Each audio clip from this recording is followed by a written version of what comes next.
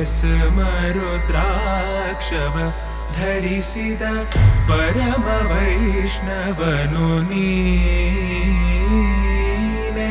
ಗರುಡ ಗಮನ ನಮ್ಮ ಪುರಂದರ ವಿಠಲನ ಪ್ರಾಣ ಪ್ರಿಯನು ನೀ.